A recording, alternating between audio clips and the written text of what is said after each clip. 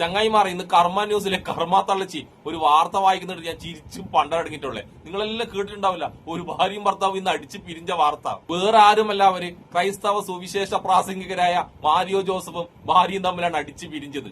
ഇവര് രണ്ടാളും നല്ല അടിപൊളി യൂട്യൂബേഴ്സും കൂടിയാണ്. പക്ഷെ ഈ വാർത്ത വന്ന ശേഷം നമ്മളെ സംഘികളും ക്രിസംഘികളും നമ്മളെ കർമ്മ ന്യൂസിലെ തള്ളിച്ചെല്ലും കൂടി ഈ മാരിയോ ജോസഫിനെ ഉണ്ടല്ല പഴയ സുലൈമാനാക്കാൻ നോക്കിയെന്ന്. ഈ മാരിയോ ജോസഫ് പണ്ട് മുസ്ലിം ആയിരുന്നു, മുസ്ലിം നിന്ന് മതം മാറിയിട്ട് ക്രൈസ്തവനായതാണ്. പക്ഷെ ഈ കുഴപ്പം നടന്ന ശേഷം ആർക്കും മാരിയോ ജോസഫിനെ വേണ്ട, ജോസഫിനെ ആർക്കും വേണ്ട, എല്ലാവരും ജോസഫിനെ സുലൈമാനാക്കാൻ നോക്കിയെന്ന്. അങ്ങനെ നമ്മളെ മാരിയോ ജോസഫ് എന്ന ജോസഫിനെ തിരിച്ച് സുലൈമാനാക്കാൻ വേണ്ടിയിട്ടാണ് നമ്മളെ സംഘികളും ക്രിസംഘികളും കൂടി നമ്മളെ ഈ കർമ്മ തള്ളച്ചിന്റെ കയ്യിൽ ഏൽപ്പിച്ചത്. നമുക്കെന്തായാലും നമ്മളെ കർമ്മ തള്ളച്ചി ഈ ജോസഫിനെ സുലൈമാനാക്കാൻ പറ്റുന്ന പാടുണ്ടല്ലോ, ആ പാടൊക്കെ ഒന്ന് കണ്ടിട്ട് വന്നാലോ.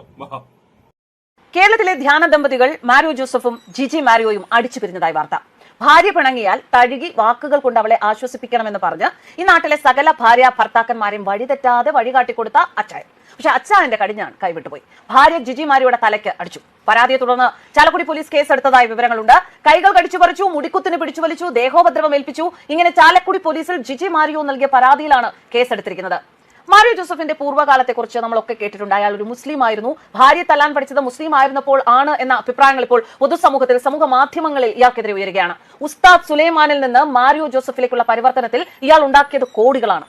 നവമാധ്യമങ്ങളിൽ ഇവരെ കേൾക്കാത്തവരില്ല. നമ്മളൊക്കെ ഇവരുടെ പ്രഭാഷണങ്ങൾ കേട്ടിട്ടുണ്ട്. ഇവരുടെ വാക്കുകൾ കേട്ട് സ്നേഹത്തോടെ ജീവിതത്തിലേക്ക് തിരിച്ചു വന്നവർ ഒരുപാട് പേരാണ്.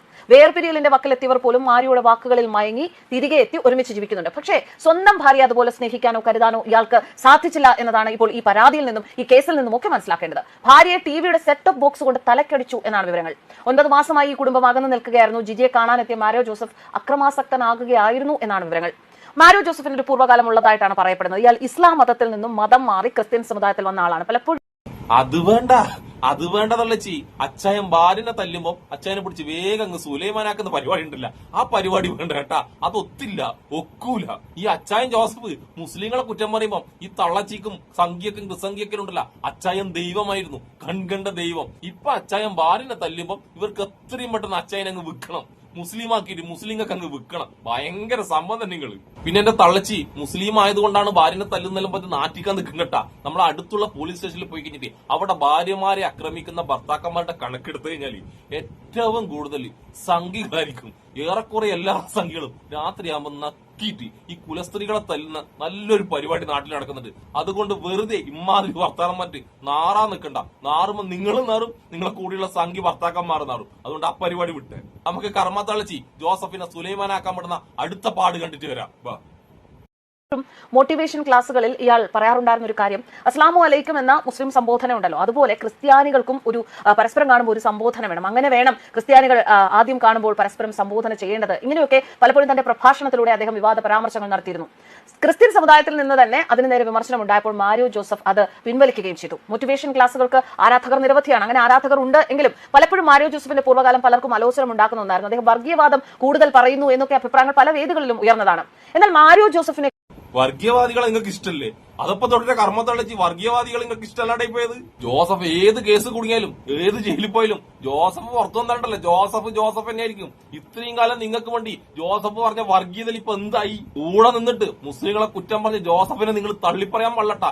ഇതാണ് ഓരോരോ ആൾക്കാർ സംഘികളെ നമ്പാൻ പാടില്ല, ജീവിതത്തിൽ ഒരു സംഘിനെയും സുഹൃത്തായിട്ട് പോലും കാണാൻ പാടില്ല എന്ന് പറയുന്നത് കേട്ടാ. ഇത്രയും കാലം കൂടെ നടന്ന ജോസഫിന് ഇപ്പൊ അറിയാൻ പാടില്ലെന്ന്. ജോസഫ് വർഗീയവാദി പോലും. അപ്പൊ തള്ളയെല്ലാം പിന്നെ എന്ത് പണിയാണ് എടുക്കുന്നത്? വർഗീയതയല്ലാണ്ട്. നമുക്ക് തള്ളച്ചി അടുത്തതായിട്ട് ജോസഫ് സുലൈമാനെ കുറിച്ച് എന്താ പറയുന്നത് കേട്ടിട്ട് വന്നാലോ. ഇസ്ലാം മതം ഉപേക്ഷിച്ചിട്ട് 26 കൊല്ലമായിട്ട് ഇന്നും ഭീഷണിയുണ്ട് എന്ന് ജോസഫ് മാരിയോ ജിജി മാരിയോ ദമ്പതികൾ ഒരിക്കൽ കർമ്മ ന്യൂസിനോട് വെളിപ്പെടുത്തിയിട്ടുണ്ട്. ഫിലോകാലിയ എന്ന പ്രസ്ഥാനവുമായി ഈ ദമ്പതികൾ മുന്നോട്ട് പോവുകയാണ്. അശരണർക്കും പാവപ്പെട്ടവർക്കും നന്മയേകുകയാണ് ഈ കൂട്ടായ്മയുടെ ലക്ഷ്യം. കുടുംബത്തിന് ട്രെയിനിങ് കൊടുക്കുകയാണ് ഫിലോകാലിയയുടെ പ്രഥമ ലക്ഷ്യം. ജിജി മാരിയോ ജന്മന ക്രിസ്ത്യാനിയാണ്. താൻ ക്രിസ്ത്യാനി ആയതിനു ശേഷമാണ് ജിജിയെ കണ്ടുമുട്ടുന്നത്. ക്രിസ്ത്യാനി ആയത് ക്രിസ്തുവിനെ ഇഷ്ടപ്പെട്ടിട്ടാണ് എന്ന് ജോസഫ് മാരിയോ കർമ്മ ന്യൂസിനോട് പറഞ്ഞിട്ടുണ്ട്.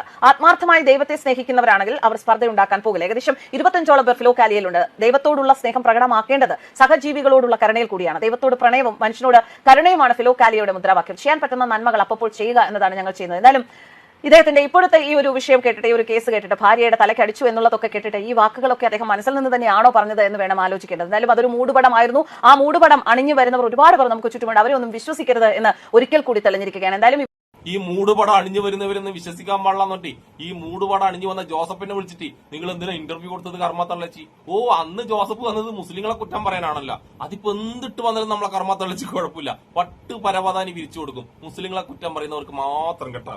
പിന്നെ മുസ്ലിങ്ങളുടെ ശ്രദ്ധയ്ക്ക് ജോസഫിനെ മാത്രമേ സുലൈമാനായിട്ട് വിൽക്കാൻ ഉദ്ദേശിക്കുന്നുള്ളൂ. ജോസഫിന്റെ ഭാര്യനെ ഒരിക്കലും വിൽക്കാൻ ഉദ്ദേശിക്കുന്നില്ല. ജോസഫിന്റെ ഭാര്യ ജന്മന ക്രിസ്ത്യാനിയാണെന്ന് പറയുന്നത്. അത് മാത്രമല്ല, ഇനി ജോസഫിന്റെ ഭാര്യനെ പിടിച്ചിട്ട് വേണം സംഖ്യക്കും ക്രിസ്സംഖ്യക്കും ജോസഫ് എന്ന സുലൈമാനെ കുറിച്ച് ഉള്ള കുറ്റങ്ങൾ തെച്ചും പറയാൻ പറ്റില്ല. ജോസഫ് എന്ന സുലൈമാനല്ല, ജോസഫ് എന്ന സുലൈമാൻ എന്ന മുസ്ലിമിനെ കുറിച്ച് ലോകത്തില്ലാത്ത കുറ്റം തെച്ചും പറയിപ്പിക്കാൻ വേണ്ടിട്ട്.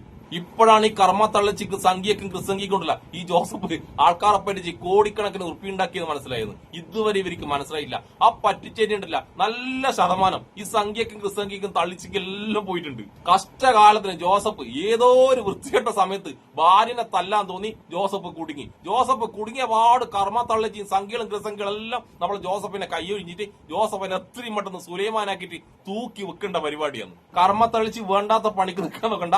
ജോസഫ് പുറത്തു വന്നെങ്കിൽ ഉള്ള കഥ മൊത്തം വിളിച്ചു പറയും. എത്ര ശതമാനം ആർക്കാർക്കൊക്കെ കൊടുത്തിട്ടുണ്ടെന്നില്ല കൃത്യമായിട്ട് വിളിച്ചു പറയാൻ ജോസഫ് നിന്നാൽ തള്ളച്ചി നാറും, തള്ളച്ചിന്റെ കൂടെയുള്ള സംഖ്യകൾ നാറും. എന്നാൽ നിന്ന നിപ്പില് ഇത്രയും കാലം കൂടെയുണ്ടായ ആ ജോസഫ് എന്ന നാറിന സുലൈമാനാക്കാൻ വേണ്ടി ഈ പരനാറികൾ പെടുന്ന പാട് യാ മോനെ സമ്മതിക്കണം നിങ്ങളെയല്ലോ. അപ്പൊ ജോസഫ് സുലൈമാനും എന്റെ കർമ്മ തള്ളച്ചിക്കും എന്നെ ഇഷ്ടപ്പെടുന്ന എല്ലാവർക്കും എന്റെ നല്ല സുലാൻ.